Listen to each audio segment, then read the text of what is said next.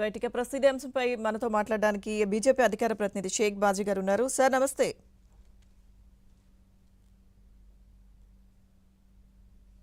Hello bhaji గారు. నమస్కారం లక్ష్మి గారు. నమస్కారం సార్ సార్ ఏంటి సార్, ఒకవైపు అంటే తినడానికి తిండి లేక, తాగడానికి మంచినీళ్లు లేక, చిన్నపిల్లలు కానీ వృద్ధులు కానీ సరైన మందులు లేక, వరదలతో మొత్తం ప్రాంతం అంతా విజయవాడ అంతా కూడా అతలాకుతలం అయిపోయిన పరిస్థితి. ప్రభుత్వం మాత్రం అంటే వేగవంతం చేసింది చర్యలు, సహాయక చర్యలు, ఎవరెవరికి తాగునీరు అవన్నీ అందించాలి, ఈ పనిలో ప్రభుత్వం బిజీగా ఉంది. సో అసలు ఎవరైనా ఈ సమయంలో ప్రజల్ని పరామర్శించడానికి వెళ్తారు, ఏం జరిగింది, ఏం అందాయి, మీకు ఏం అందాల్సి ఉంది, ఫుడ్ వచ్చిందా మీ దగ్గరికి, మంచినీరు ఉందా లేదా, ఇవి కదా మనం జనరల్గా చూస్తూ ఉంటాం. కానీ ఏంటి సార్ ఈరోజు అంటే ఇటువంటి వరద ప్రభావిత ప్రాంతాల్లో పర్యటించినప్పుడు కూడా ఆ జేజేలు ఏంటి సార్? నిజంగా అసలు ఎవరన్నా కొడుతున్నా కానీ ఈ సమయంలో వద్దని చెప్పించుకుంటారు కదా.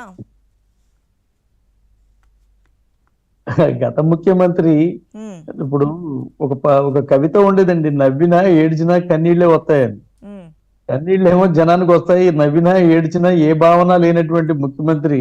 ఆయన యొక్క ఆలోచన సరళి ఈ రోజున నష్టపోయినటువంటి ప్రజలు ఎక్కడైతే ఉన్నారో వాళ్ళందరి దగ్గరికి వెళ్ళి పరిశీలించి ప్రభుత్వం చేస్తున్నటువంటి కార్యక్రమాల మీద దాని మీద తృప్తి సంతృప్తి లేకపోతే ప్రజలకి అండగా ఉండాల్సినటువంటి బాధ్యత ఆయన ప్రతిపక్షం లేదు కాబట్టి ఆయనకి ఇచ్చినటువంటి, ఆయన ఎప్పుడు నేను చెప్పుకునే 40% అన్నాడు కాబట్టి ఆ లెక్క ప్రకారం ఆయన వెళ్ళి వాళ్ళతో ఉండాలి, మాట్లాడాల్సింది పోయి ఏదో నేను అధికారంలో ఉన్నట్టుగా లేకపోతే రాజు విడలే రజసభకు అన్నట్టుగా ఆయన ఎక్కడికి వెళ్తే అక్కడ ప్రజలు కష్టాల్లో ఉంటే దానికి జిందాబాద్. ఇప్పుడు మాజీ కదా కానీ ఇంకా అలానే అనుకుంటున్నారంటారా? ఇక ఇప్పుడు మానసికమైనటువంటి ప్రాబ్లం అండి ఇది. మానసికమైనటువంటి జబ్బు వచ్చిన తర్వాత నేను ఇంకా అందులోనే ఉన్నానని చెప్పినటువంటి, అందుకే మీకు ఇందాక చెప్పారు, నవ్వినా ఏడిచినా ఒకే రకమైన భావన ఉండేటువంటి వాళ్ళకి ఏం అర్థం కాదు. ఇది ప్రజలు ఏడుస్తున్నారు, ఆయన నవ్వుతాడు. ప్రజలు ఇప్పుడు నేను పుట్టాను లోకం ఏడ్చింది, నేను నవ్వాను లోకం నవ్వింది, ఈ పాటలు చూసారా ఆ టైప్ సరిపోయేటువంటి వ్యక్తి అన్నమాట. ఇవాళ మనమేమంటామంటే రాష్ట్రంలో అకస్మాత్తుగా వచ్చినటువంటి వరద పొంగినటువంటి ప్రతి ప్రాంతంలో కూడా వచ్చినటువంటి భారీ వర్షపాతం నమోదైనటువంటి తీరుతెల్లి ఇది మన దగ్గర కాదండి, మిగతా దేశాల్లో కూడా జరిగింది. బంగ్లాదేశ్ లో జరిగింది, విశాఖపట్నంలో జరిగింది, అదేవిధంగా పక్క రాష్ట్రం తెలంగాణలో జరిగింది, ఆంధ్రప్రదేశ్ లో జరిగింది. ఎక్కడైతే వాగులు వంకలు ఉంటాయో ఆ వాగులు వంకలు కూడా కట్టలు తెగినటువంటి పరిస్థితుల్లో రైతులు ప్రజలు ఇబ్బంది పడుతున్నటువంటి తరుణంలో వారిని ఓదార్చాలి. ఇక్కడ ఏంటంటే మానసికమైనటువంటి శాడిజం పరాకాష్ట చేరినటువంటి వ్యక్తి ఏం చేస్తాడంటే ప్రజలు బాధల్లో ఉన్నప్పుడు భలే బాధల్లో ఉన్నారులే అని చెప్పని ఆనందంగా నవ్వేటువంటి ప్రయత్నం చేస్తాడనమాట. కష్టాలను ఉన్న వాళ్ళని చూస్తే వాళ్ళకి ఆనందం అనమాట.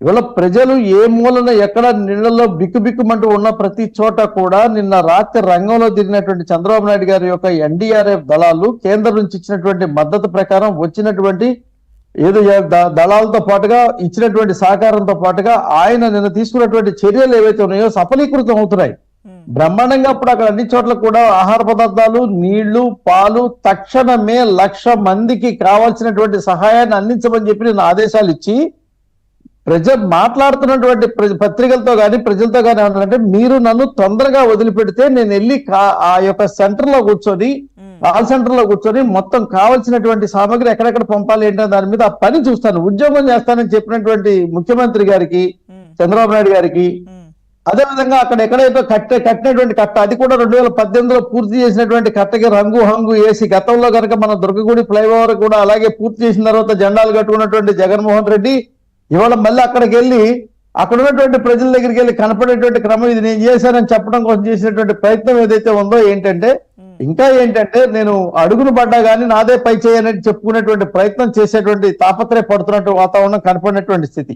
మునిగిపోయిన ఏరియా పూర్తిగా కరెన్సీ నగర్ దగ్గర నుంచి, రామవరపాడు దగ్గర నుంచి, సింగనగర్ దగ్గర నుంచి, పాయకాపురం దగ్గర నుంచి, రాజరాజేశ్వరపేట దగ్గర నుంచి ఏదైతే ఇటు పక్కన ఉన్నటువంటి దేవీనగరు ఈ మొత్తం కూడా మునిగిపోయినాయి. మోకాళ్ళు, నడులోతు, భుజంలోతు మనిషి మునిగిపోయేటువంటి ఏరియా ఉందండి.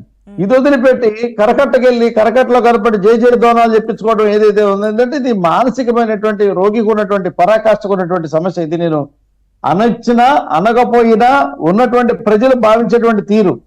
నువ్వు జనాల్లోకి వెళ్ళు, మోకాళ్ళలోకి నీళ్లలోకి వెళ్ళు, జనం మధ్యలోకి వెళ్ళు, వాళ్ళని పలకరించు, ఎక్కడున్నారో చూసుకో, వాళ్ళకి కావాల్సినటువంటి సహాయ సహకారాలు నీ పార్టీ వైపు నుంచి, నీ మీద నుంచి నువ్వు చేయగలిగేటువంటి నువ్వు చెప్తున్నటువంటి పదే పదే మీ బిడ్డ మీ బిడ్డ మీ బిడ్డ అని చెప్పావు కదా, ఇప్పుడు బిడ్డ వెళ్ళి నీళ్ళలోకి వెళ్ళి